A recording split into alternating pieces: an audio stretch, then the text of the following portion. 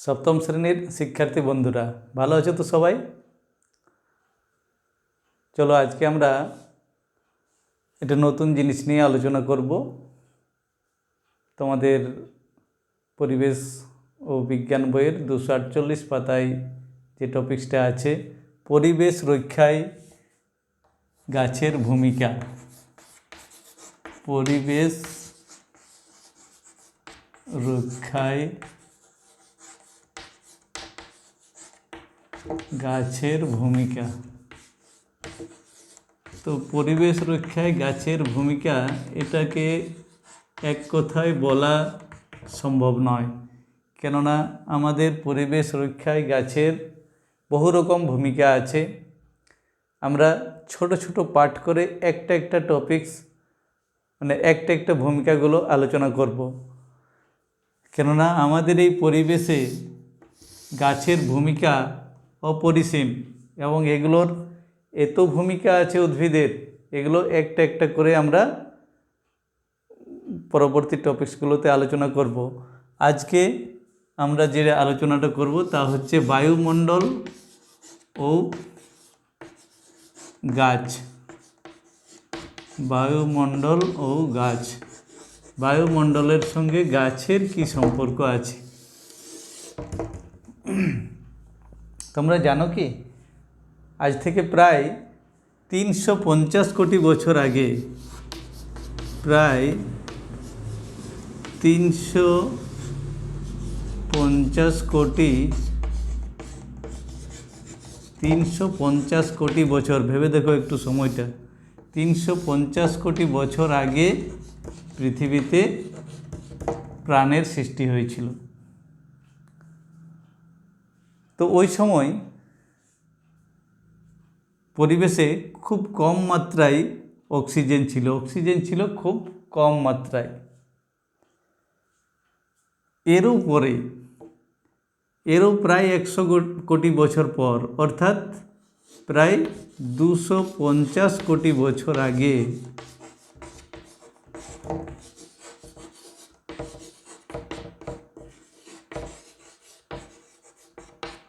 অণুজীবদের মধ্যে সালোক সংশ্লেষ প্রক্রিয়াটি শুরু হয়। তোমরা জানো উদ্ভিদের খাদ্য তৈরির প্রক্রিয়াকে সালোক সংশ্লেষ বলে, এটা তোমরা নিচু ক্লাসে পড়েছ। তো এই সালোক সংশ্লেষ প্রক্রিয়াটির সময় শুধু খাদ্যই যে তৈরি হয় তাই নয়, তার সঙ্গে উপজাত বস্তুরূপে অক্সিজেনও তৈরি হয়। তাহলে অক্সিজেন উৎপাদন শুরু হয়েছিল প্রায় 250 কোটি বছর আগে। কে করেছিল? কিছু কিছু অণুজীব, তাদের শরীরে সালোক সংশ্লেষ প্রক্রিয়ায় অক্সিজেনের উৎপাদন হতে লাগলো। এর অনেক পরে, এই 250 কোটি বছর আগে ওই যে অণুজীবরা যখন সালোক সংশ্লেষের সাহায্যে অক্সিজেন উৎপাদন শুরু করলো, অক্সিজেনকে আমরা কী লিখি? O2, তাই তো, অক্সিজেনের সংকেত। তো এর অনেক পরে এই উদ্ভিদেরা বা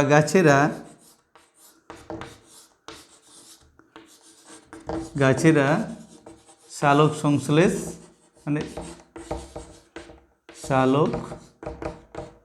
সংশ্লেষের মাধ্যমে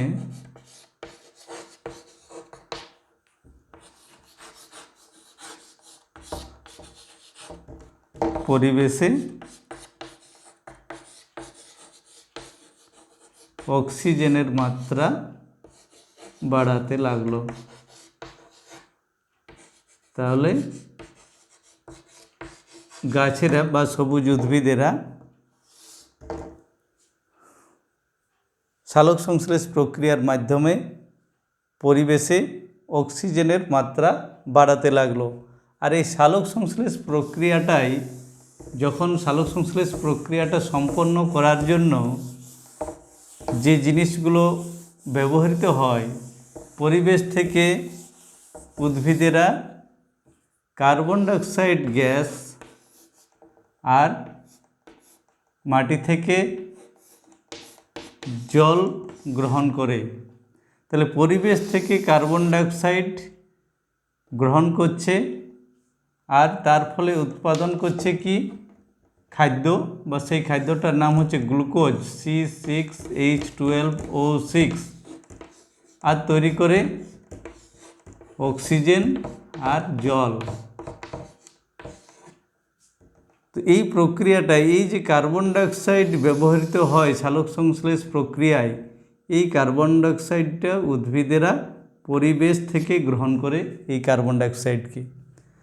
তাহলে সালোক সংশ্লেষ প্রক্রিয়া যখন সম্পন্ন হয় তখন কার্বন ডাইঅক্সাইড গৃহীত হয় আর অক্সিজেন তৈরি হয়। তাহলে বায়ুমণ্ডলে অক্সিজেনের যোগান বাড়ছে সালোক সংশ্লেষ প্রক্রিয়াটার মাধ্যমে।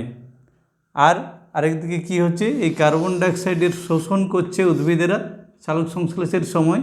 তাহলে এই কার্বন ডাইঅক্সাইডের মাত্রা ও অক্সিজেনের মাত্রা নিয়ন্ত্রণ করছে সবুজ উদ্ভিদেরা।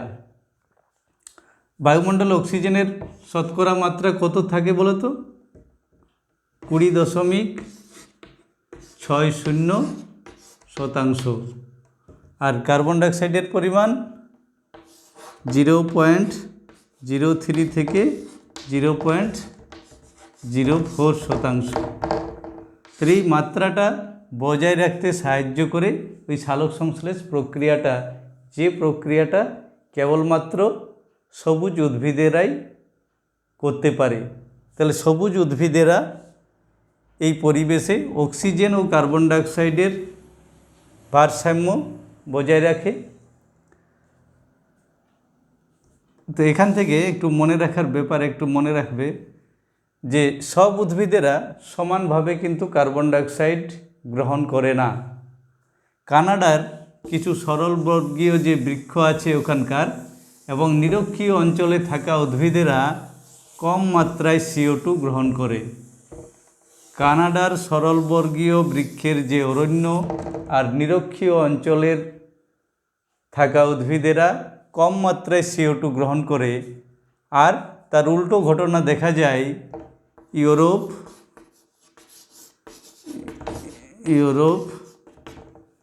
চীন ও সাইবেরিয়ায় নতুন সৃষ্ট যে বনভূমি আছে সেই বনভূমিতে থাকা গাছগুলি বেশি মাত্রায় CO2 গ্রহণ করে। এটা একটা মনে রাখবে। এখান থেকে একটা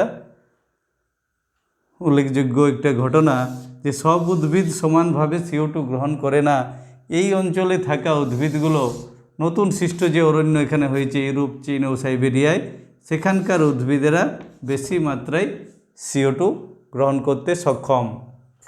আরেকটা কথা এখান থেকে মনে রাখবে যে উদ্ভিদের পাতায় যে পত্ররন্ধ্র থাকে তার মাধ্যমেই উদ্ভিদ কার্বন ডাইঅক্সাইড গ্যাস শোষণ করে। তো যে পাতার ক্ষেত্রফল যত বেশি হবে সেই পাতা তত বেশি মাত্রায় কার্বন ডাইঅক্সাইড শোষণ করতে পারবে। তাহলে গাছের পাতা যত চৌড়া হবে তত তার ক্ষেত্রফল বেশি হবে। গাছের পাতার ক্ষেত্রফল যত বেশি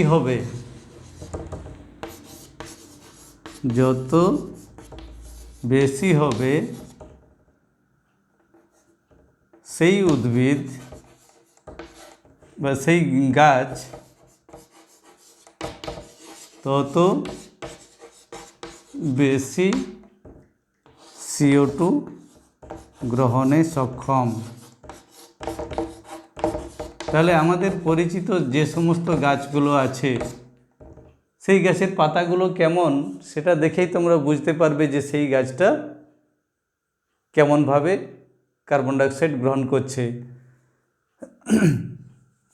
অর্থাৎ পাতার ক্ষেত্রফল মানে পাতার ফলকটা যত বেশি চৌড়া হবে তত সেই উদ্ভিদটা বেশি পরিমাণে CO2 গ্রহণ করতে পারবে, কেননা তার মধ্যে পত্ররন্ধ্রের সংখ্যা বেশি আছে।